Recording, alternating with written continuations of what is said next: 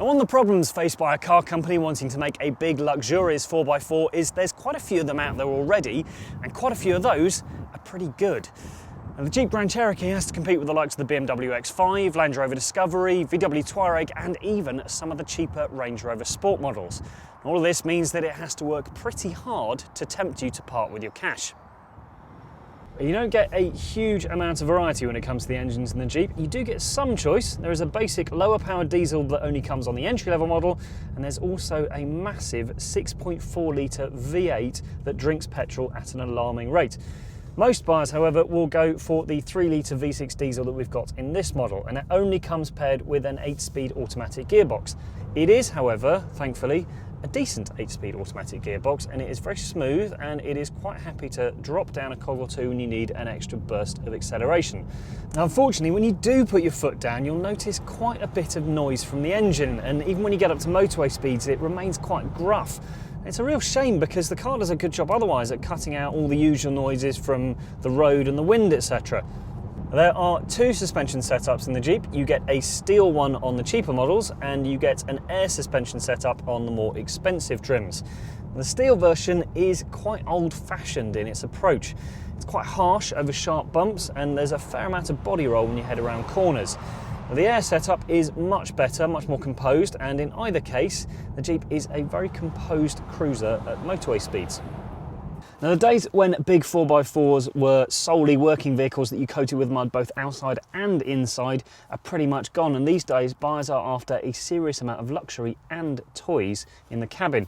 Now, this is the Jeep Grand Cherokee's absolute trump card, especially when you factor in the fact that it is a good couple of grand cheaper than most of its rivals. Even the basic model comes with auto wipers, climate control, and sockets to plug in a music player. But the next trim up, Limited, is where it starts to get really good. You get front and rear parking sensors, a rear view camera, leather, a powered tailgate, electrically adjustable and heated front seats, and more. Now, as well as being well equipped, the rest of the cabin is pretty good as well. These seats are like big comfy armchairs, and it's pretty hard to ignore this massive touchscreen in the middle of the dash. Thankfully though, it's very clear and reassuringly easy to use. The only problem is that buyers in this class have come to expect a certain level of quality of materials, and that's where the Jeep doesn't really match up to the likes of the BMW and Land Rover, etc. Especially lower down, these plastics feel quite cheap and liable to scratch quite easily. The other thing worth remembering is that Jeep hasn't done that well in our reliability surveys in recent years, coming pretty close to the bottom.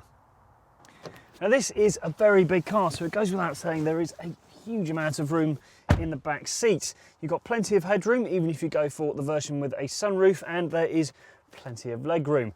So you can get 3 adults across the back without any problem. Now, the Jeep's boot is a decent size, and it's a nice regular shape with no sort of jutty out bits on either side.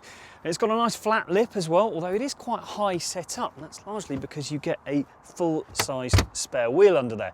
But there is something missing back here, and that is a 3rd row of seats. Pretty much every one of the Jeep's rivals offers a 7-seat option, but you can only fit 5 people in here.